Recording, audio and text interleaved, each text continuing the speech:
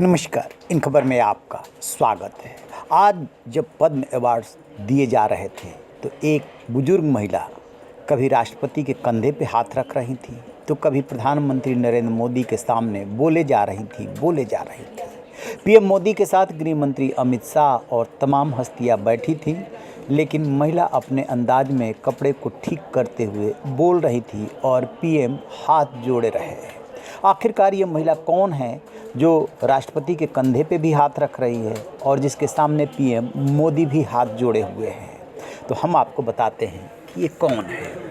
ये गुजरात के गिर सोमनाथ जिले के तलाला तहसील के जाम्बुर गांव की रहने वाली हैं हीराबाई लोबी।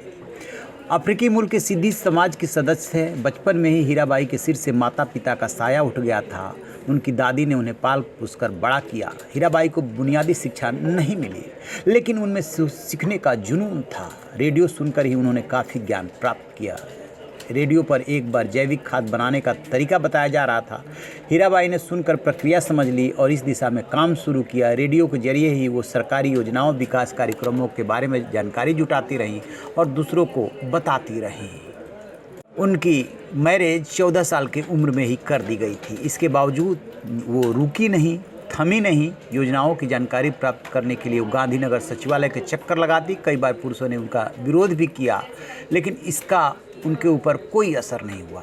हीराबाई ने अपनी ज़िंदगी का ज़्यादातर वक्त सिद्धी समाज की महिलाओं को शिक्षित, सशक्त करने में बिताया। अब तक वो 700 से अधिक महिलाओं और बच्चों की किस्मत बदल चुकी है।